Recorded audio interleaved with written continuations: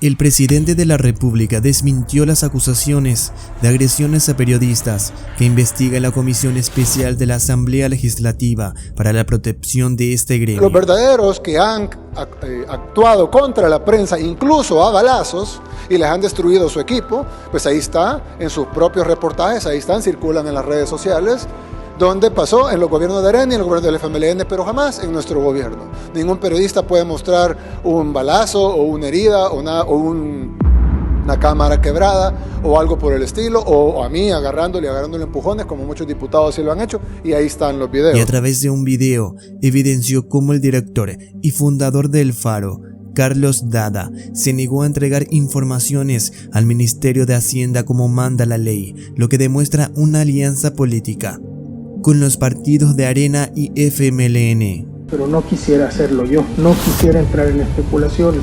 Le digo los hechos que hemos consignado y que están ahí a la vista de quien los quiera ver. Lo que nos están pidiendo no tienen por qué pedirlo. Las actas de junta directiva, y se los hemos dicho, las que tengan que ver con algún asunto tributario que ustedes quieran aclarar, con mucho gusto se las damos. Lo que no vamos a hacer es darle todas las actas de junta directiva, donde se discuten y se toman otro tipo de decisiones. Nos han pedido además toda una serie de documentación, que ahí sí, si ustedes quisieran los detalles, el licenciado Baulenas tiene mayor capacidad que yo para argumentar el exceso de las atribuciones de Hacienda para lo que nos han pedido, aunque ya nombraba algunas originalmente. Y esto a nosotros nos permite concluir no las razones por las que iniciaron la auditoría, sino la naturaleza de la auditoría, que es un acoso fiscal. Desconozco las razones por las que lo iniciaron. Sí sé que se trata de un acoso fiscal, por todos los elementos que aquí le hemos expresado. Tanto en nuestras leyes como en nuestra Constitución, como en toda la jurisprudencia e historia de nuestro país, el Ministerio de Hacienda perfectamente puede pedir esos documentos para ver de dónde han ingresado los dineros y en qué los han ocupado. Y eso no solo son las actas de junta directiva, sino también los otros recibos de donación, lista de ingresos, clientes, etc. Como a cualquier empresa. Y a los amigos empresarios que nos ven, ellos saben que en este y en otros gobiernos, cuando llegaba el Ministerio de Hacienda, les piden todas las facturas, todos los recibos, todos los ingresos, el libro contable, las actas, y nadie puede decir, no, yo no le voy a entregar eso. El jefe de Estado señaló que no existe ningún artículo en la Constitución o en alguna otra ley que valide a la empresa privada negarse a dar información de sus actividades económicas. Pero el Faro, trípode SASB, no tiene esa protección constitucional.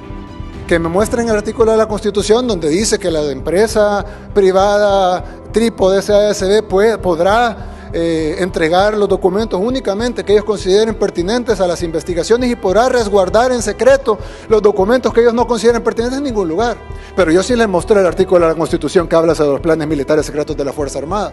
Es decir, los mismos, para que vean, es que es absurda la doble moral, los mismos que condenan el hecho de que la Fuerza Armada tenga la prerrogativa constitucional y el derecho constitucional de salvaguardar sus planes militares, son los mismos que van a pedir a la Asamblea y a la Corte Suprema de Justicia que les den a ellos la prerrogativa constitucional que por derechos de la Fuerza Armada. Antes, los periodistas opositores como El Faro, Factum, Gato Encerrado, hacían de todo para tratar de difamar al presidente Nayib Bukele, como si fuese que sus únicos trabajos eran dedicarse a atacarlo. Muchas veces vimos en conferencia de prensa cómo interrumpían y atacaban al presidente, sin argumentos, creando falsas informaciones, pero Nayib Bukele en cada ataque supo defenderse, y con pruebas, y no solo eso, destruía a cada periodista. Hoy en día, esos periodistas prácticamente ya no existen, ya no se muestran, ya casi nadie quiere enfrentarse a Bukele, porque claro están que saldrán humillados y destrozados. A continuación te mostramos también una de las ahuevadas más épicas de parte del presidente Nayib Bukele a un periodista. Soy Karen Moreno, periodista de Gato Encerrado. Había querido hacerlo en orden, pero no pude acceder al listado de preguntas. Usted, presidente, mencionaba de que la única opción que tenía el gobierno era romper el convenio con la CICIG, ¿verdad? Pero ¿no le parece que otra opción también pudo haber sido como gobierno exigirle a la OEA que retiraran a Ernesto Mason del cargo? Y también no sé si le parece una excusa coincidente el hecho de romper el convenio justo cuando es un hecho notorio y público que la CICIES presentó 12 avisos de corrupción ante la Fiscalía. ¿Qué va a pasar con esas investigaciones? Y una última pregunta, usted mencionaba también de que va a buscar un organismo internacional como una vía alterna, ¿verdad?, para crear una CICIES, pero usted también ya tuvo en el pasado la opción también de hacer una CICIES con la ONU y prefirió la de la OEA. Gracias. Sí, claro, gracias. Bien, no entiendo la molestia de la pregunta cuando se te ha dado la pregunta. Sí, habían opciones incorrectas y opciones correctas. Una opción incorrecta hubiera sido ignorar un evidente caso de impunidad, de otorgamiento de impunidad a un criminal y simplemente pedir que se restituya y no pasó nada.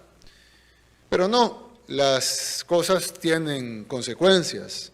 Y cuando uno tiene un convenio con alguien para que combata la impunidad y esa persona lo que hace es otorgar no inmunidad, sino impunidad, pues evidentemente es absurdo que esta persona va a ser la encargada de vigilar que no hay impunidad en El Salvador. Claro, se podían hacer muchas cosas. Por ejemplo, yo recuerdo en gobiernos anteriores que cuando había algo lo que hacían era poner un comunicado, una protesta pública, pudimos haber puesto una carta. Podemos también haber enviado una pequeña nota diplomática poniendo nuestro enojo por la decisión, pero no, la única respuesta correcta ante ese evidente otorgamiento de impunidad a un criminal era romper el convenio, porque no es un convenio de compra de vehículos. Si fuera un convenio de compra de vehículos, si los vehículos estuvieran a buen precio y fueran del año y tuvieran todas las características que necesitamos y nos dan una buena plan de pagos, pues entonces nosotros podríamos decir, bueno, protestemos por lo de Ernesto Mason, pero compremos los vehículos a la OEA. Pero no es un convenio de compra de vehículos, es un convenio de combate a la impunidad.